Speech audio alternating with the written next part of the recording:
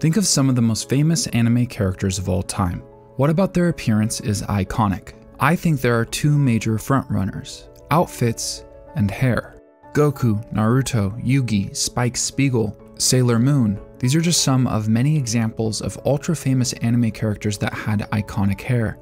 In a medium where characters are drawn thousands of times, their appearance tends to be pretty consistent. But what if a story came along and changed a character's hair every episode? What might that demonstrate about subversive character design?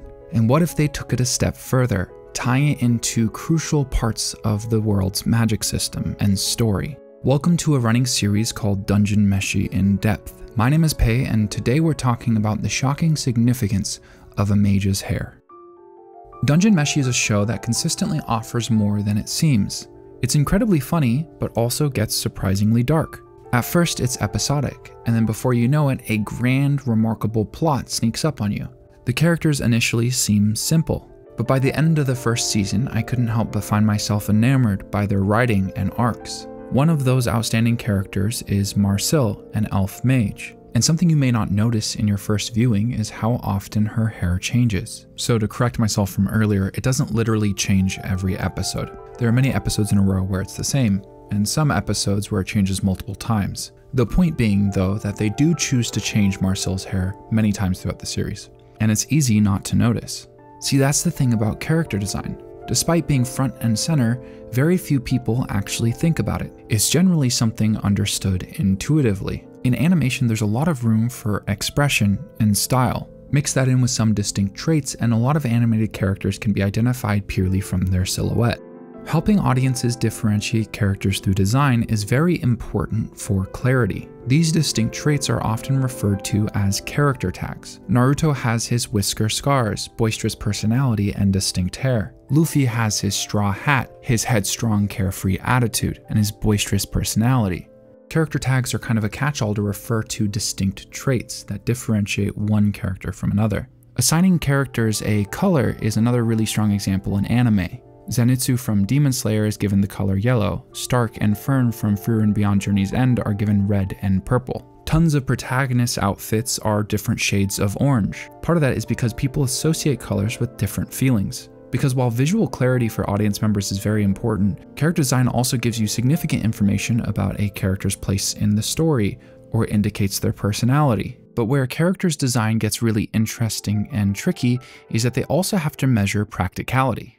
In anime, there are 24 frames a second, and movement is generally animated on 2s and 3s. The average animated second has 8 to 12 unique drawings, sometimes more. Now, running some oversimplified calculations, if there's 20 minutes of functional runtime in an anime episode, that's a rough estimate of 10 to 14,000 unique drawings. These numbers aren't meant to be taken too literally. There's a lot of nuance to making an animated show, but the point stands that animated characters are drawn a lot. Now, this is true of the source material that most anime comes from as well. Manga is often drawn by individuals. They sometimes work with assistants or background artists, but ultimately the bulk of the drawing comes from one person, which once again means huge amounts of work. So character design often comes from a place of practicality. To make a character too complex is unviable. But in contrast, there's this thing in psychology called input bias, where the perceived value of something is influenced by how hard it is to do. And animation production value seems to be skyrocketing, so we're seeing all these ambitious choices that otherwise wouldn't be viable. A really good example of this is how complex patterns are really hard to draw on clothes, given the way fabric folds and shapes around movement. So when a show like My Dress Up Darling has these pants, whether or not you're familiar with why, it still feels unique because it's not seen elsewhere. So part of the reason I value Marcille's hair changes is because in anime, a medium where it's incredibly expensive and time-consuming to make anything, to add in extra detail that makes it feel more immersive and lifelike is fantastic. And this is expressed beautifully in Marcille's changing hair. But it's not just a cool character design choice. There's a fantasy author named Brandon Sanderson who's largely responsible for the term magic system. He has 3 major rules that he calls the laws of magic. The third law is to expand what you already have before adding something new.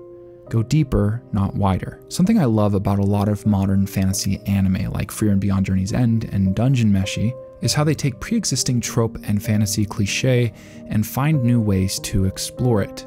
Choosing to change Marcel's hair is a really fun character design choice, but implementing it into the magic system that's at the center of the entire story is a whole nother. I generally separate anime and manga as two independent forms of a story. One is the adaptation of another, where often changes are made, so I struggle when the two blur together as a singular story. But I do want to bring up a couple really cool things that exist outside of the anime involving Dungeon Meshi's use of hair and magic. Dungeon Meshi's mangaka Ryoko Kui has a art blog where she releases extra panels and world building, as well as just some outstanding art. One of the pages she released was this one on magic intoxication, a part of Dungeon Meshi's magic system, where it stated that it's important to practice channeling magic through a mage's body in order to get used to it, pointing towards examples like meditation and braiding hair. This and a couple other components in the story imply that hair is an extension of a person and thusly interacts with magic. Another example of this is in episode 7 when Marcel tries to cast a spell on Senshi, but his matted, gory hair prevents it from being effective. This adds a lot of really cool weight to all these magical moments where Marcel's hair is flowing, some of which are major, crucial points in the story.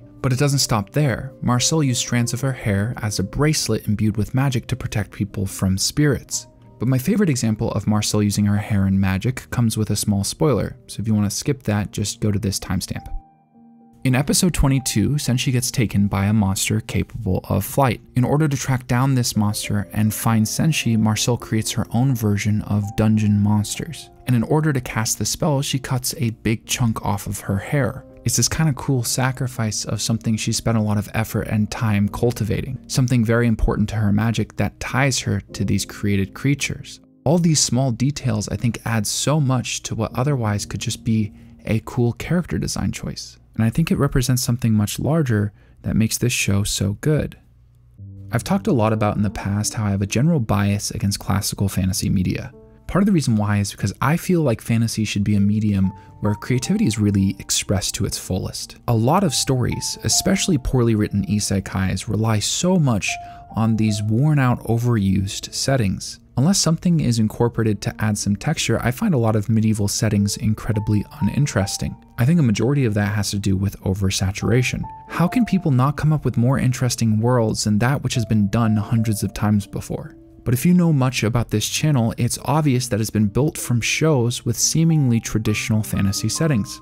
Maybe part of the reason I love these shows as much as I do is because they were able to make classical fantasy interesting to me.